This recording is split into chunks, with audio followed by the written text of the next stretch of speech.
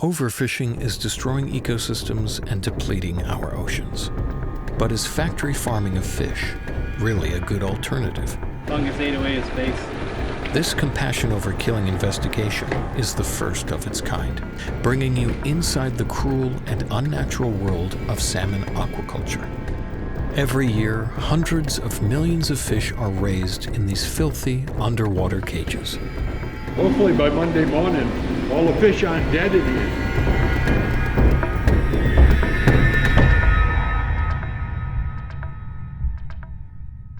He won't make it. No, he's gonna just suffer until he's fucking dead. Fish are sensitive, intelligent animals. Many use tools and even recognize themselves in mirrors. Their pain sensors are remarkably similar to ours. In fact, our ability to feel pain is likely derived from one of our fish-like ancestors. As fish scientist Becca Franks has concluded, the science on fish sentience is clear. Fish have the capacity to suffer and feel pain. This facility is owned by Cook Aquaculture, whose subsidiary, True North, has partnered with Martha Stewart for its seafood brand. This single hatchery raises millions of salmon every year. Thousands of tiny eggs are put into large metal tanks. Some babies will hatch with extreme deformities. Spinal deformity. Happens when they're babies and you hold them. Right now, if you're too rough with them, you'll break their back and they'll grow back like that. Others will succumb to fungal infections.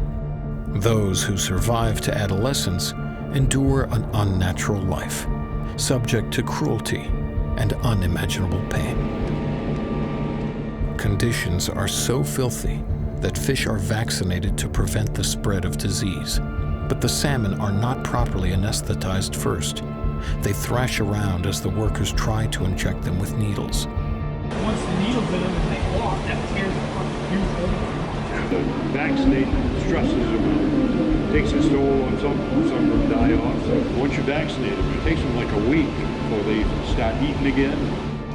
Workers will also cut off parts of the salmon's sensitive fins as a way to identify them. On farms like this one, fish who are deemed no longer profitable are thrown away like trash, tossed in buckets. They're left to slowly suffocate or are crushed to death by other fish. They just suffocate. This dude. It's so rough. Over the years, you kind of get desensitized. In just a single day, COK documented hundreds of fish being thrown during the sorting process. Imagine if this was any other animal, a chicken or a dog. From the moment they're hatched, these sentient animals are routinely treated like inanimate objects. Grab the tail and fucking squeeze. Overcrowded and underfed, the salmon's short lives are filled with suffering. If the fish aren't fed enough, they'll actually think the little pupil of the other fish is food, and they'll come after it and they'll peck the eye out. If you happen to see some missing eyeballs, that's the reason. Salmon die at this facility at extremely high numbers.